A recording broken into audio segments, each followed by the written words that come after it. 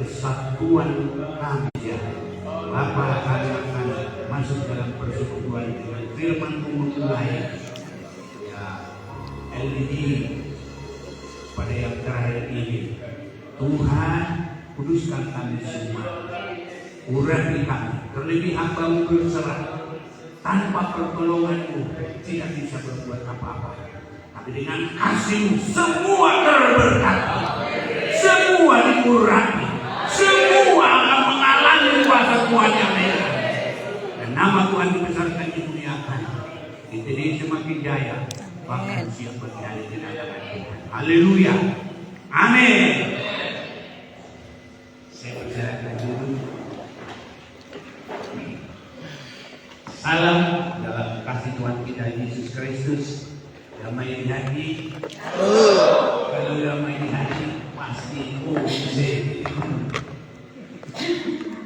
bahasanya apa itu artinya Mama? Olah semakin. Makanya kalau damai di hati berarti harus terus cita. Ada yang murung, ada yang begini lagi. Kita dengar firman Tuhan. Jadi semua musuh ini. Ya kan? Benar nggak salahnya? Bahasanya. Olah semakin. Bapak dengar ya Bapak. Bapak saya benar. Apa artinya sendiri? Sendiri. Enggak tahu ya.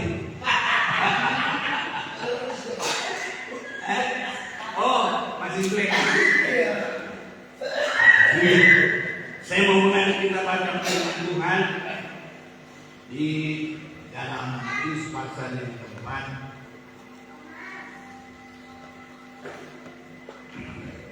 Mulai ayat yang ke-18 sampai dengan 22. Dan ketika Yesus sedang berjalan menyusur danau Galilea, dia melihat dua orang bersaudara, yaitu Simon yang disebut Petrus dan Andreas saudaranya. Di mana Pak? Yang berarti sempat. Saya bilang salah ya? Sorry. Soalnya yang itu harus dikoreksi Pak. Iya. Dan Andreas saudaranya, mereka sedang berjalan di danau sebab mereka penjala ikan. Yesus berkata kepada mereka, "Mari ikutlah aku dan kamu akan menjadikan penjala manusia." Lalu mereka pun segera meninggalkan jalannya dan mengikuti dia. Dan setelah Yesus pergi dari sana, dilihatnya pula dua orang bersaudara, yaitu Yakobus anak Zebedeus dan Yohanes saudaranya, bersama ayah mereka Zebedeus sedang membereskan jala di dalam perahu. Yesus memanggil mereka dan mereka segera meninggalkan perahu serta ayahnya lari ke dia. Saya tertarik melihat judulnya, Yesus memanggil murid-murid yang pertama. Ya, saya juga melihat di bumi ini, kalau yang pertama itu selalu ada istimewaan. Kalau orang Batak anak pertama harus dapat 2 bagian. Anak sulung juga begitu, dapat 2 bagian. Ya, jadi anak sulung itu juga yang pertama.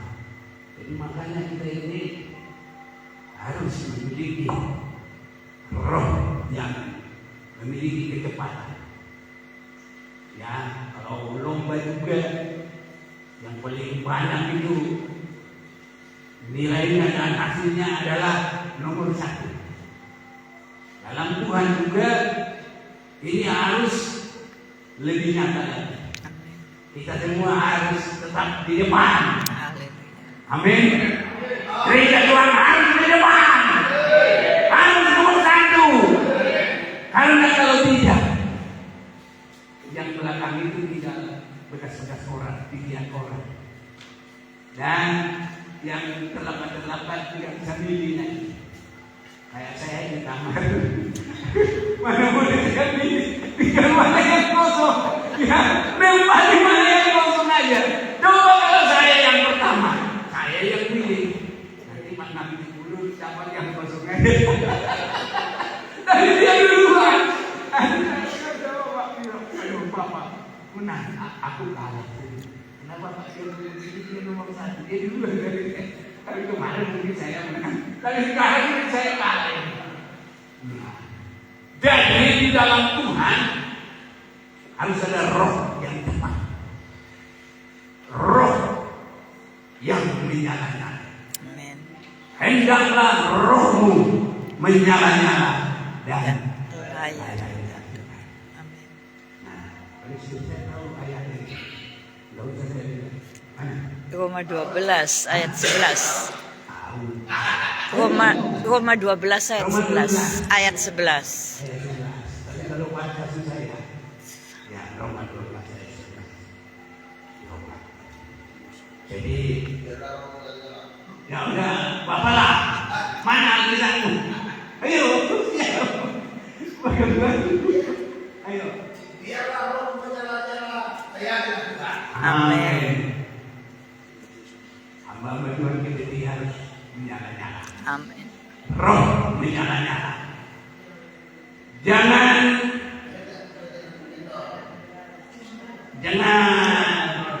letoi bahasa harus kuat. Strong man. Iya, harus kuat. Roh menyala-nyala. Ya. Biarpun umur tua harus menyala-nyala. Kalian buat beri kesehatan dan kekuatan sampai tua pun tetap berbuah. Amin.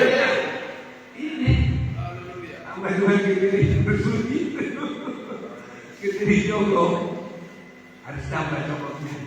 Jangan asal diri nanti lari. Iya. Jadi sebabnya berusaha selalu yang pertama. Dan Tuhan juga memperhatikan anak sulung. Dan nanti gereja yang terangkat juga itu disebut gereja yang sulung. Yang sulung itu yang pertama. Sebabnya roh menyala-nyala yang selalu pertama, terlebih pertama melayani dan melakukan firman. Amin. Amin. Amin. Enggak usah diisi amin dong kalau memang mau. Amin. Tapi kalau enggak benar, mau aja, no. Tapi kalau iya, amin kan jalan supaya Tuhan berkati. Jadilah padaku seperti firman itu katanya arti daripada amin. Jadi dalam Roma 12 tadi ayat 11, biarlah rohmu menyala-nyala, layanilah Tuhan. Yang pertama dipilih itu ada 4 orang. Itu Yesus setiap melakukan pekerjaan itu tidak ada yang salah-salah. Semua punya arti. Tadi yang pertama itu dia pilih. Petrus. Nah, namanya Petrus. adalah Petrus, Dan Andreas, baru sepasang lagi Yakobus, Yakobus, anak Zebedeus dan Yohanes. 4 orang. Walaupun kita dari kitab Injil Matius ini sebagai pintu gerbang, tapi tetap harus mengarah Yerusalem baru. Karena Yerusalem baru kota tanpa malam. Aku lagi minta nyanyian sama Pak Kabin dulu, biar aku nyanyikan nanti satu kota tanpa malam. Ya, jadi itu adalah kota empat segi. Jadi semua Tuhan kerjakan. Sebenarnya kalau kita lihat saja firman, semua itu saling bertalian, gak putus satu dengan yang lain. Hanya kadang-kadang manusia tidak memperhatikan. Dalam Wahyu pasal yang ke-21 ayat 16. Ayo siapa yang boleh tolong saya? Wahyu 1 16. Lihat teman-teman, kota itu bentuknya persegi, panjangnya sama dengan lebarnya, dan ia mengukur kota itu dengan tombak itu 12.000 stadia. Panjangnya dan tingginya sama. Jadi kota itu bentuknya 4 persegi. Makanya Tuhan memulai memanggil murid tidak kebetulan, saya yakin 4 orang. Karena itu dasar. Dan kita melayani tidak akan melayani. Bukan hanya banyak jemaat, tapi harus tetap terang untuk masuk Yerusalem. Iya. Kalau hanya begitu-begitu saja, berarti memang perlu disembuhkan, perlu mujizat. Tapi kalau pelayanan seperti itu ditinggal oleh Yesus, nah, kalau hanya makan dan minum, kamu ikut aku karena kamu kenyang makan, ditinggal oleh Yesus. Dia pergi menyendiri ke gunung. Gak mau ditemani yang hanya begitu saja. Ada waktunya. Jadi makanya kita semua harus menikah. Amin. Tahu sasaran. Apapun kita harus tahu sasaran. Dan sasarannya kota tempat suci Yerusalem, tempat Allah dan manusia, dan kekal selama-lamanya. Dan kalau Tuhan memilih, ada maksudnya. Kita perhatikan tadi, ketika Yesus sedang berjalan menyusul danau Galilea, Yesus itu dia tahu semua. Kenapa dia bukan ke tempat lain? Kenapa ke danau? Ya, di situ supaya bertemu dengan orang-orang yang rajin, orang-orang yang tidak malas. Jadi kita sama Tuhan kita ini tidak ada boleh yang malas-malas. Harus yang rajin-rajin semua. Apapun yang kita lihat jangan biarkan begitu saja. Harus. Ya, kalau orang Inggris sana sedikit little speak English, harus care, ada memperhatikan dengan baik-baik. Jangan asal begitu. Ada yang harus sebenarnya kita kerjakan, ada yang tidak harus dilewatkan begitu saja.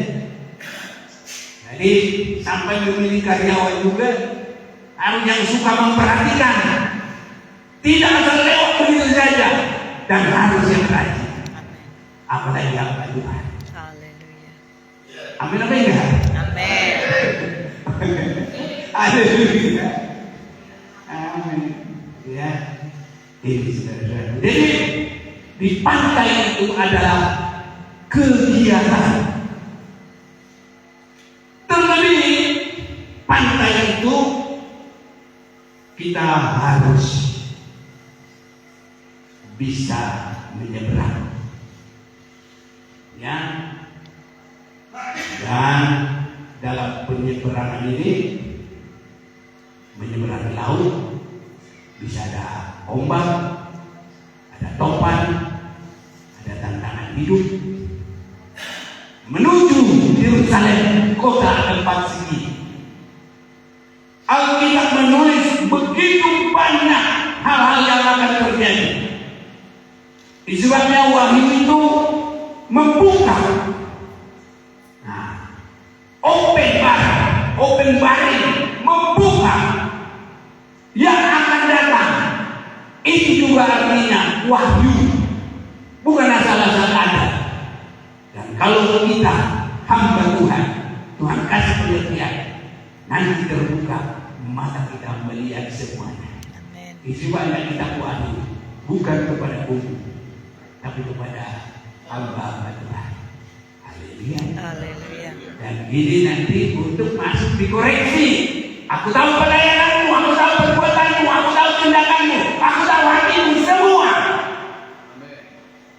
Sebabnya ada firman penginjilan kepada umum, ada firman penggembalaan untuk meningkatkan, mendewasakan, baru ada firman koreksi untuk lolos melewati pintu masuk Yerusalem baru.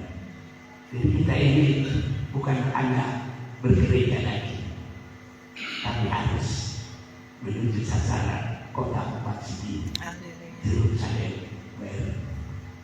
Ini apa yang harus kita lewati?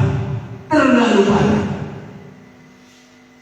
Dari Wahyu pasal yang 6 ayat yang pertama sampai pasal 16 ayat pertama sampai selesai. Tapi kalau usah dibaca, berapa pasal itu nanti 6, 7, 8, 9,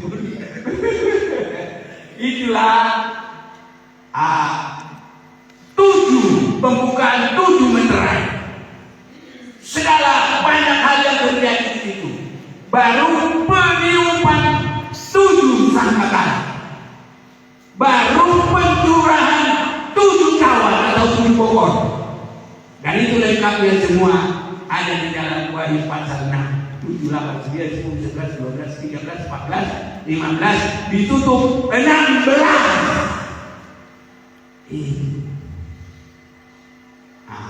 Kalau kita rindu semua, Tuhan kasih pengertian dan bahkan kalau boleh menghafal dengan baik. Kau usah harus pakai catatan seperti ini, mana ada catatan. Tapi harus bisa, ya. Tapi nggak salah. Yang pakai catatan juga nggak salah. Tapi kalau nomor 1 hamba-hamba Tuhan gitu harus ada di dalam hati. Amin. Haleluya. Semua sudah di dalam hati. 66 kitab ada dalam hati. Kiranya Tuhan tolong kita. Dan kalau Yesus ada di perahu kita, semua ini boleh kita lewati. Haleluya. Sampai masuk di sana. Apapun kesulitan itu tidak berkata celah menjadi dewasa rohani. Tuhan yang menolong kita asal kita mau. Haleluya. Dan asal kita memiliki persekutuan yang baik dengan Tuhan. Di dalam kehidupan 4 orang ini, sebenarnya yang paling tua itu Petrus. Ya. Tapi yang paling dekat dengan Yesus siapa?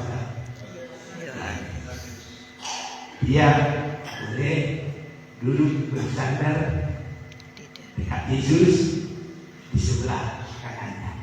Begitu dekat.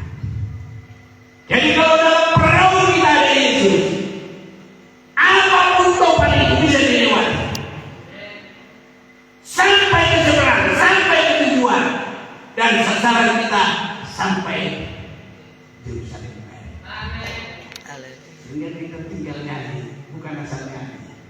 Bersamamu, Bapa, Bapa apa?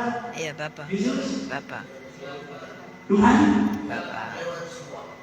ku lewati semua perkenanan.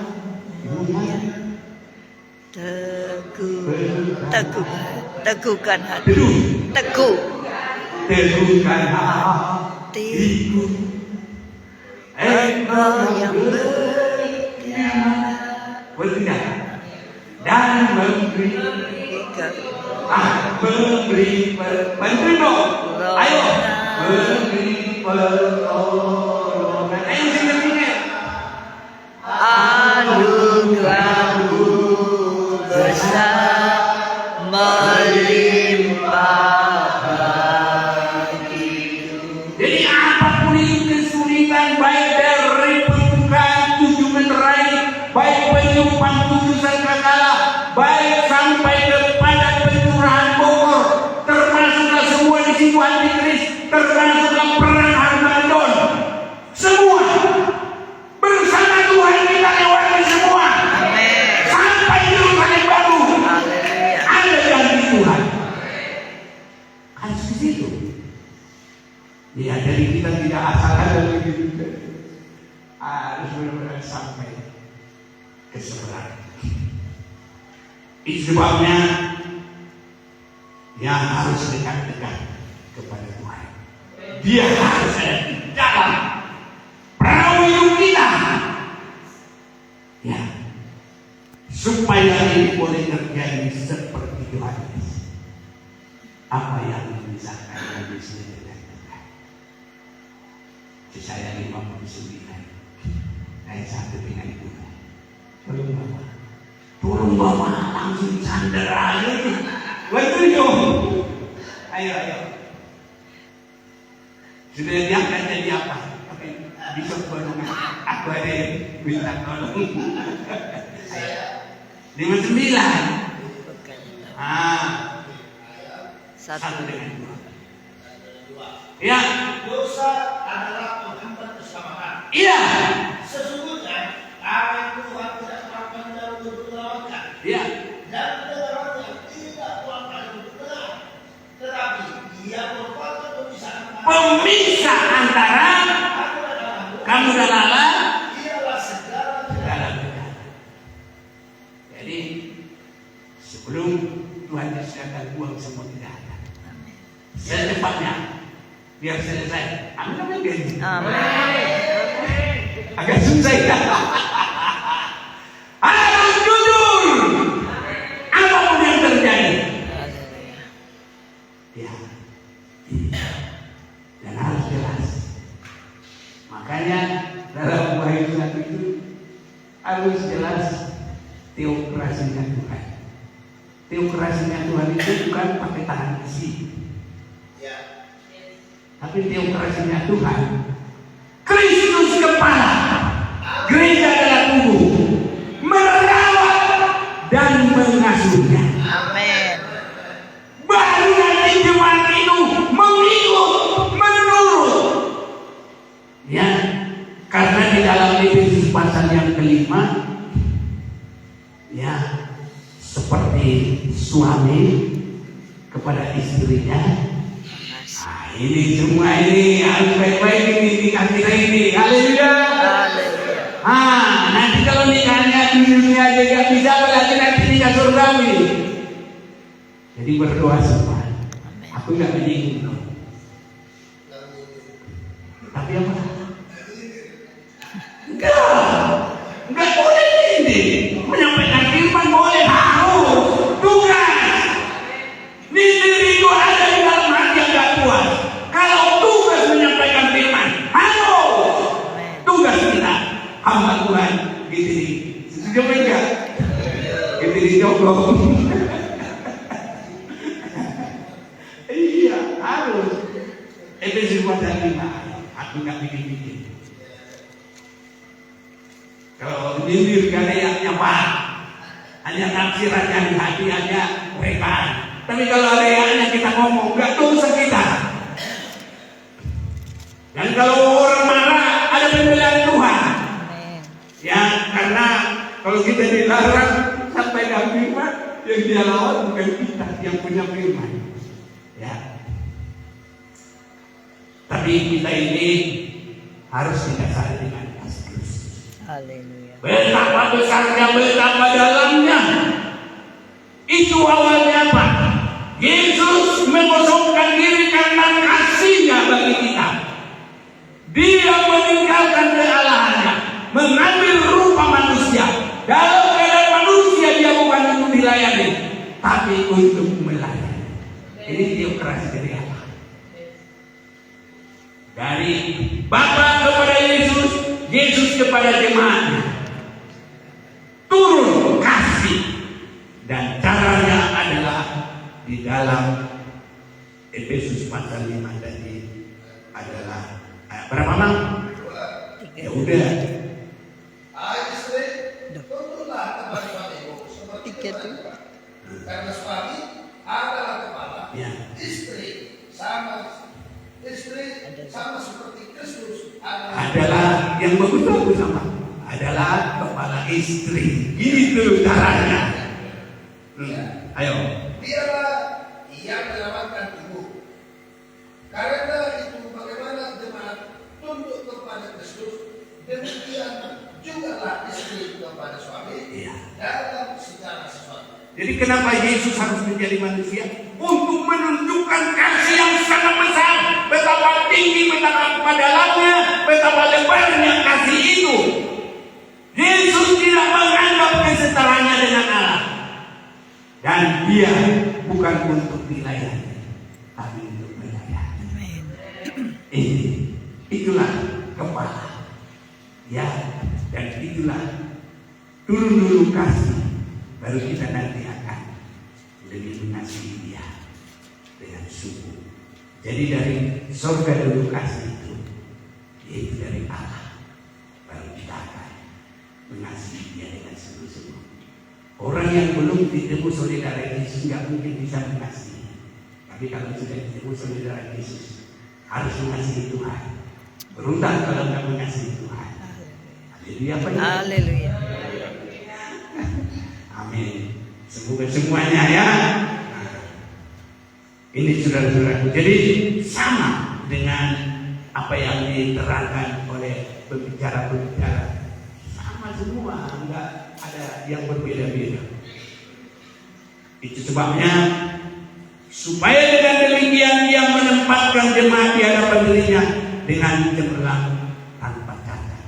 Ini karya dari Yesus meninggalkan kealahannya dan datang ke bumi ini. Dalam pemerintahan dari Allah itu dia menyatakan kasih terlebih dahulu, langsung praktek. Dan kalau kita alami penebusan darah Yesus, hati kita harus mulai menyala-nyala.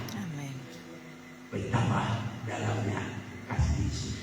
Kita semua orang yang berdosa, yang amin. Ya Tuhan tolong kita semua.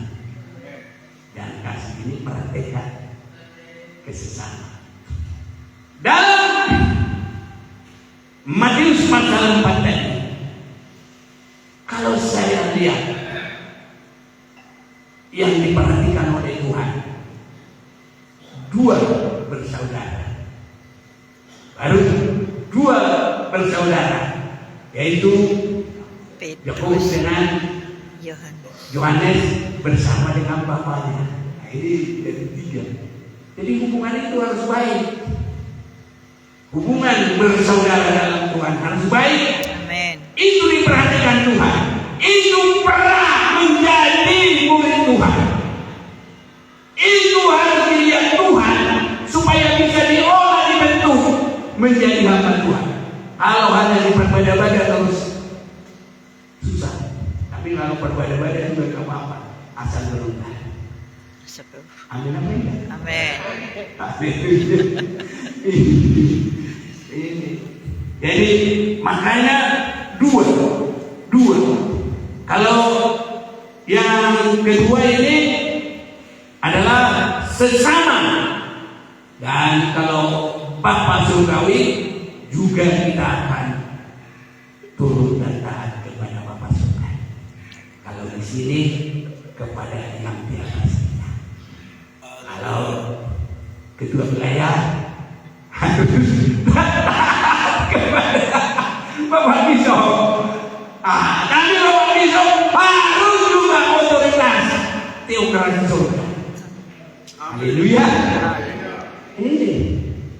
Jadi harus benar-benar ada persetujuan, dan yang dipakai adalah orang yang mau berdamai. Dan perdamaian kita adalah kasih Yesus. Itu kasih mula-mula.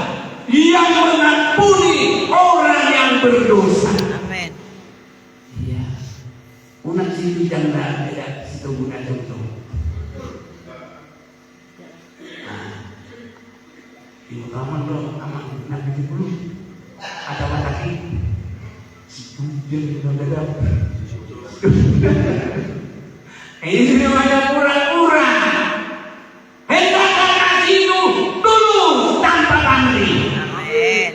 Harus itu kasihnya kita, hamba Tuhan. Gitu deh. Cokok. Haleluya. Amin. Amin. Haleluya. Karena yang pegang cuma kita. Orang sana kan gak dengar. Dan ini saja belum tentu banyak orang yang melihat ini. Tapi kita sudah melihat. Haleluya. Jadi coba sudah tahu dan mereka ini semuanya itu saling berkalian. Tak ada yang beda-beda. Itu saling menopang, saling mendukung. Semua. Ya. Sebabnya harus semakin semangat. Dia selalu. Biar apapun yang terjadi kita tidak melihat hal-hal yang lain. Tapi kita melihat mau indah semua perjalanan pekerjaan Tuhan. Haleluya. Inilah. Dan kalau Rasul Paulus menyampaikan surat ke kepala itu di tempat penderitaan. Karena itu banyakkan dari penjara. Mereka tinggal mau dipenggal kepalanya. Ya, tapi kita baru sedikit penderitaannya, belum banyak. Bahkan belum dirasa itu sebagai penderitaan. Tapi nanti suatu waktu kalau semuanya juga bisa lebih baik lagi, ya puji Tuhan. Ya, haleluya terus-terusan. Bukan 12 kali, haleluya terus-terusan. Jadi itulah yang kita perhatikan. Persekutuan harus bagi. Karena tubuh Kristus itu adalah diikat oleh urat-urat dan terarah kepada satu hal, itulah Kristus sebagai kepala. Itu baru berbeda. Tuhan menjadi tokoh yang daya, yang siap bagi hari kedatangan Tuhan. Karena kita semua persekutuan yang baik itu harus terhindar dari semua noda. Yerusalem baru pintunya itu harus dikoreksi sama Tuhan. Benar-benar setiap penjagaan, setiap pengoreksian, tidak ada seketat pintu Yerusalem baru. Tidak ada noda, tidak ada dosa. Jadi nggak ada yang boleh loncat. Semua ini sekarang kita bersiap. Nggak ada jalan. Haleluya. Amin. Tapi kita yakin Tuhan Tuhan bisa. Haleluya. Dimanggilkan ini. Jadi kita sudah melihat persekutuan kita Tuhan dan semua sesulit apapun nanti kita bisa berlaku. Kita mau mengatakan dulu tadi pasal yang ke-16 adalah yang 7 pencurahan 7 cawan. Wahyu 19 pesta nikah anak domba. Wahyu 20 adalah kerajaan 1000 tahun. Wahyu 21-22 itulah kota tujuan kita. Kota tanpa malam. Amin. Jadi tidak ada pagi, siang, sore. Hanya kemuliaan Tuhan. Kemuliaan Tuhan tidak di batas matahari. Bersinar. Makanya kalau sudah nanti itu bicara di baju, nggak ada lagi selama pagi, selama siang, selama sore. Itu hanya ada di bumi ini. Sebelum kita sampai sana. Kalau sana kemuliaan Tuhan luar biasa. Tempat tinggalnya sudah bersinar semua. Ubi-ubinya pun, ya. Semua kita ke sana. Dari yang tidak. Ini sebab Sebabnya kita bergumul semua. Setiap apa yang kita pelajari, kita terima dan kita hayati, kita amalkan bersama-sama. Tidak ada yang mustahil. Kalau Yesus berada di dalam hidup kita, dalam perahu kita, dalam Matius pasal 8, biarpun perahu itu digoncang ombak apa sekalipun, tapi dengan Yesus ada di sana, Yesus tenang-tenang aja. Justru dia santai aja. Bagi dia sendiri tidak ada apa-apa. Jadi bagi kita yang beriman juga harus sama juga. Ya, dan kita harus berkata, bersamamu ku lewati semua perkenananmu yang penuhkan hatiku, Engkau yang bertindak memberi pertolongan, anugerahmu besar berlimpah. Musik pelan-pelan saya bacakan Wahyu 21 ayat 8. Tetapi orang-orang penakut, orang-orang yang tidak berdaya, orang-orang keji, orang-orang yang pembunuh, orang-orang sundal, tukang sihir, penyembah berhala dan semua pendusta, mereka akan mendapat bagian mereka dalam lautan yang menyala-nyala oleh api dan belerang. Inilah kematian yang kedua. Ayat 27 pasal 21 ini juga. Tapi tidak akan masuk ke dalamnya. Ini maksudnya Yerusalem baru.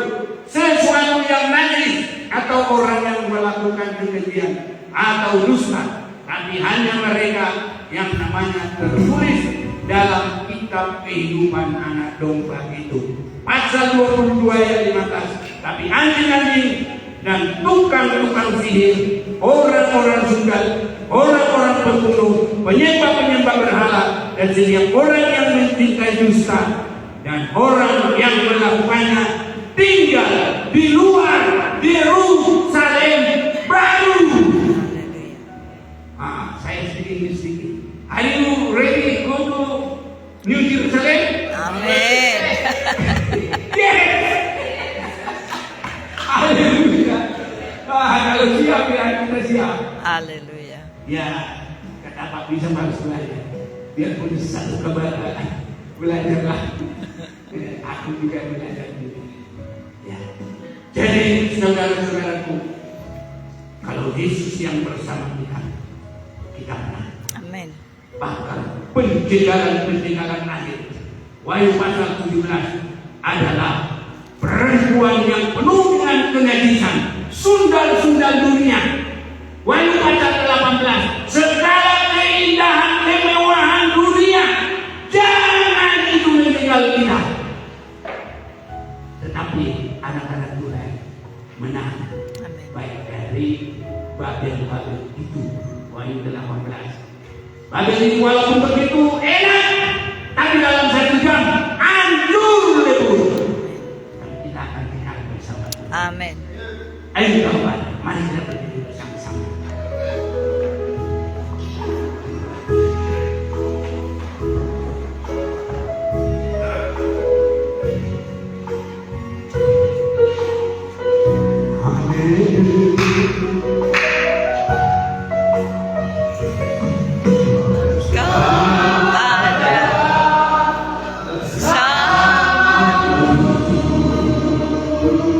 Di setiap musim hidup,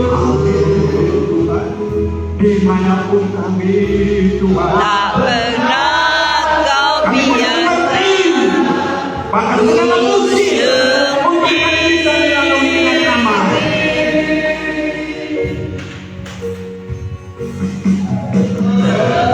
kekuatan di jiwaku adalah bersamamu.